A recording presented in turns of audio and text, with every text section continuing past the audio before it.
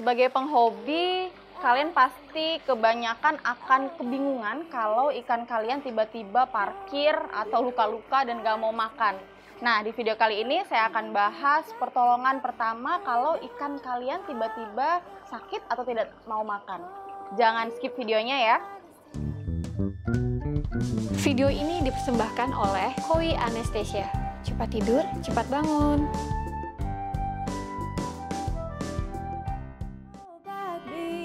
Kita Koi Anesthesia, Koi tenang kita tenang, nomor 2 Koi Anesthesia. Pada video kali ini saya akan membahas pertolongan pertama apa saja yang bisa paman dan bibi lakukan apabila ikan kalian tiba-tiba menunjukkan adanya gejala atau sakit. Treatment yang bisa dilakukan pada saat ikan kalian sakit sebenarnya bisa dilakukan di dua tempat. Yang pertama bisa dilakukan di kolam Anda atau yang kedua bisa dilakukan di tempat karantina. Kalau sekitar 75% dari ikan yang ada di kolam Anda menunjukkan gejala penyakit, saya biasanya langsung treatment di kolam. Tapi kalau misalnya hanya 1 atau 2 ikan yang menunjukkan gejala adanya penyakit, saya biasanya melakukan treatment di tempat karantina. Treatment yang dilakukan dalam kolam biasanya saya lakukan juga kalau ikan menunjukkan adanya infeksi dari parasit. Nah, kenapa saya treatment di dalam kolam? Karena parasit ini memiliki siklus hidup, biasanya parasitnya gampangnya aja ya, parasitnya ini ada parasit masih muda dan parasit yang sudah dewasa. Nah, yang masih muda ini biasanya parasitnya memang berada di air di dalam kolam Anda. Kalau parasit yang sudah dewasa biasanya akan menempel pada ikan Anda. Jadi kalau infeksinya memang sudah jelas karena parasit, biasanya saya langsung treatment di kolamnya. Karena untuk membasmi dua siklus hidup dari parasit tadi, parasit yang muda dan parasit yang dewasa. Untuk karantina, kalian memang harus sediakan tempat yang sesuai dengan ukuran ikan Anda ya. Kalau ikan saya di rumah ukurannya sekitar 40 bu sampai dengan 50 bu, saya sediakan kolam vet terpal yang diameternya 1 sampai 1,2 meter itu sudah cukup. Pada kali ini saya akan lebih banyak membahas bagaimana pertolongan pertama apabila ikan kita treatmentnya di karantina, di tempat karantina.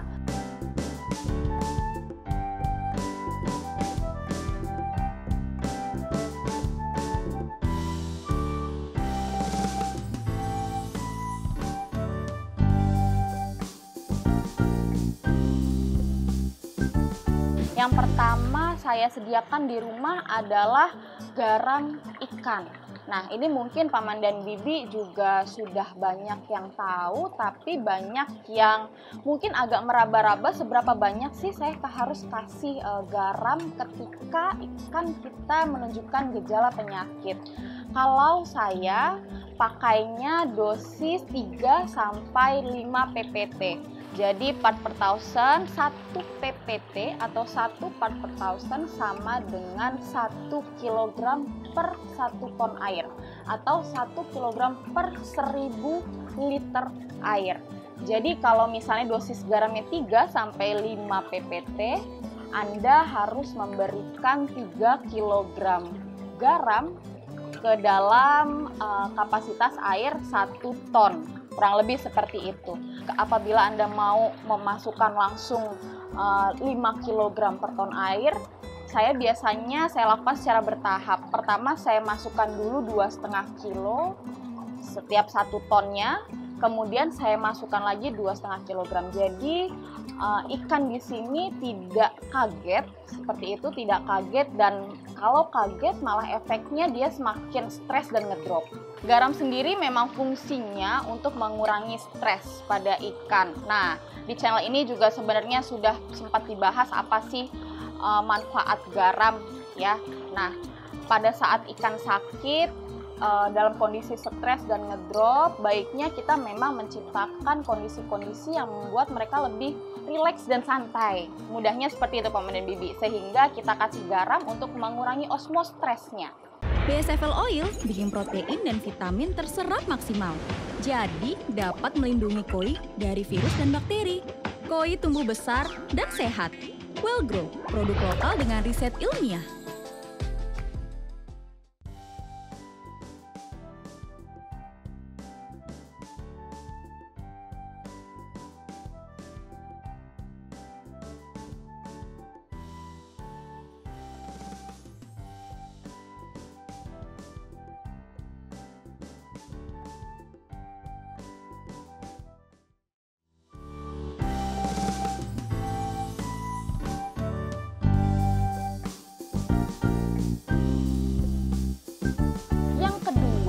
Saya selalu sedia heater di rumah. Nah, ini saya mau tunjukkan beberapa heater yang saya punya. Ya, yang satu ada heater dengan wattnya 25, yang satunya kapasitas 100 watt. Masing-masing heater dengan watt yang berbeda memiliki kemampuan untuk mengubah suhu air di volume yang berbeda. Jadi, heater dengan watt yang lebih kecil akan mengubah suhu air di volume yang lebih kecil, sedangkan heater dengan watt yang besar akan memiliki kemampuan untuk mengubah suhu di volume air yang lebih besar. Contohnya seperti heater 25 watt ini, dia hanya bisa dimasukkan ke dalam wadah karantina yang sebesar kurang lebih 50 liter. Jadi dia hanya bisa mengubah suhu sampai dengan volume air 50 liter. Kalau yang 100 watt itu saya rasa bisa sampai dengan 150 sampai 200 liter.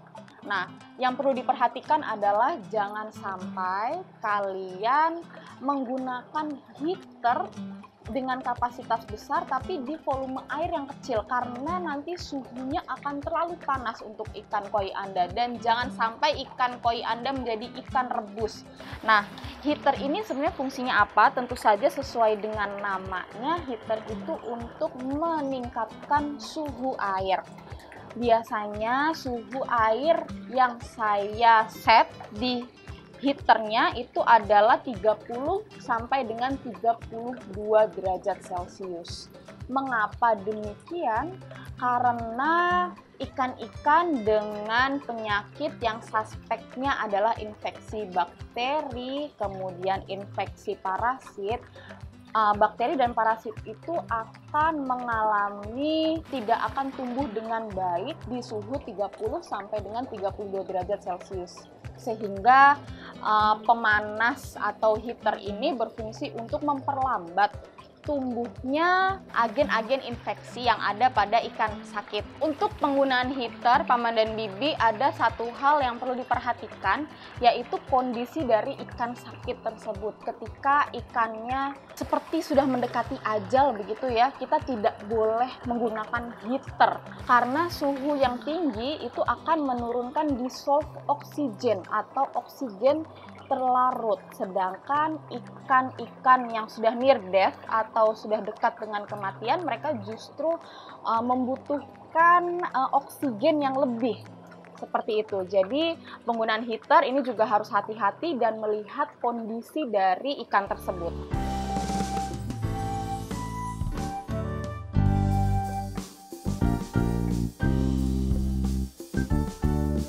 Oke, untuk yang ketiga, Paman dan Bibi, saya sarankan menyediakan larutan antiseptik di rumah Anda. Karena pada saat ikan Anda sakit atau imunnya sedang turun, biasanya selalu disertai dengan infeksi-infeksi sekunder yang tidak diinginkan.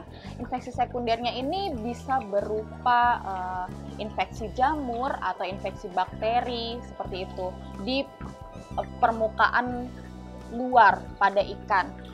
Itulah mengapa saya selalu berikan larutan antiseptik juga pada saat treatment pada ikan sakit, karena untuk membasmi infeksi jamur dan bakteri.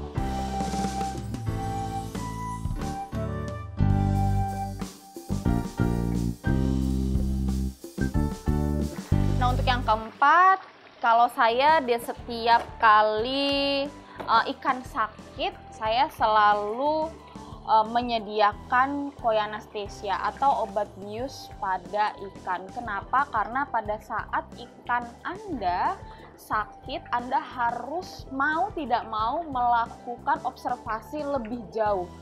Misalnya ikan Anda tidak mau makan atau parkir di pojokan kolam, Anda mau tidak mau harus mengarantina ikan tersebut dan mengobservasi lebih jauh dan lebih detail. Kenapa sih ikan Anda tidak mau makan?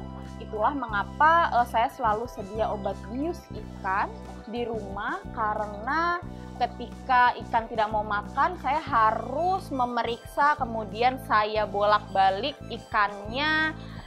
Tentu saja ikan dalam keadaan tidak terbius tidak akan mau dan amat sangat sulit dibolak-balik ya, karena kita harus melihat bagian ventral dari ikan tersebut. Itulah mengapa saya selalu sedia obat bius di rumah. Saya juga sarankan Paman dan Bibi untuk sedia obat bius di rumah. Untuk ikan Anda harus pastikan obat biusnya aman dan tidak menyebabkan kematian pada ikan Anda. Nah, Paman dan Bibi, kurang lebih seperti itu yang perlu Anda siapkan pada saat ikan Anda sakit. Jadi yang pertama adalah wadah karantina, kemudian garam, Anda harus sedia garam ikan ya, bukan garam dapur. Kemudian Anda harus sedia heater yang tadi sudah saya sebutkan. Lalu yang terakhir dan tidak kalah penting, kalian juga harus sediakan obat bius di rumah Anda. Sekian video pada kali ini. Semoga koi-koi kita berbahagia. Ciao!